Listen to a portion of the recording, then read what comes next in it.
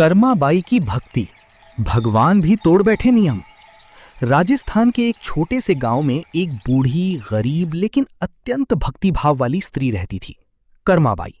उसके पास धन नहीं था, साधन नहीं थे, लेकिन उसके हृदय में भगवान के लिए असीम प्रेम था।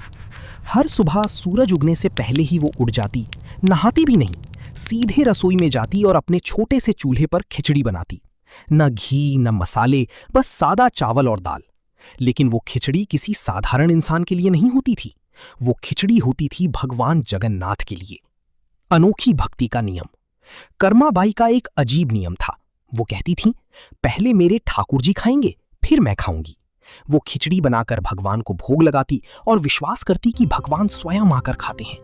गांव वाले उसका मजाक उड़ाते थे, अरे भगवान भी कहीं खिचड़ी खाने आते हैं। लेकिन कर्माबाई को किसी की बात से फर्क नहीं पड़ता था। भगवान का प्रेम। कहा जाता है कि एक दिन भगवान जगन्नाथ ने उसकी सच्ची भक्ति देखी और वो सच में उसके घर आ गए। वो खिचड़ी खाई और इतने प्रसन्न हुए कि रोज आने लगे। हर दिन, हर सुबह भगवान कर्माबाई के घर आते और उसकी सादी खिचड़ी खाते। मंदिर में हलचल। उधर पुरी के मंदिर में अजीब घटना होने लगी। भगवान जगन्नाथ की मूर्ति से भोग अपने आप गायब होने लगा और पुजारी हैरान थे।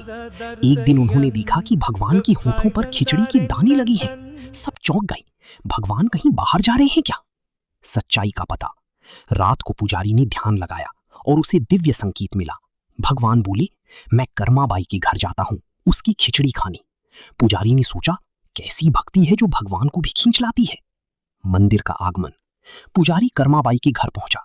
उसने देखा, बिना नहाई, बिना शुद्धता के नियम की वो खिचड़ी बना रही थी। पुजारी ने उसे रोका, ऐसा नहीं करते, पहले स्नान करो, फिर भगवान को भोग लगाओ। कर्माबाई ने सिर झुका लिया और अगले दिन से नियम मानने लगी। भगवान उदास हो गए।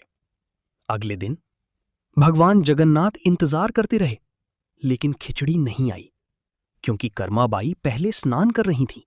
समय लग गया। भगवान भूखे रह गए। मंदिर में भी उन्होंने भोग नहीं लिया। दिव्य संदेश। रात में पुजारी को फिर सपना आया। भगवान बोले, मुझे कर्माबाई की वही खिचड़ी चाहिए जो प्रेम से बनती थी, ना कि नियमों से। उसका प्रेम ही मेरी भूख मिटाता है। सच्ची भक्ति की जीत। अगले दिन पुजारी खुद कर्माबाई के पास गया और कहा, तुम जैसे पहले बनाती थी वैसे ही बनाओ। भगवान तुम्हारी प्रेम की भूखे हैं, नियमों की नहीं। कर्माबाई की आंखों में आंसू आ गए। वो फिर उसी तरह खिचड़ी बनाने लगी और भगवान फिर से रोज आने लगी। स्टार कथा का संदेश। ये कथा हमें सिखाती है, भगवान को दिखावा नहीं, सच्चा प्रेम चाहिए।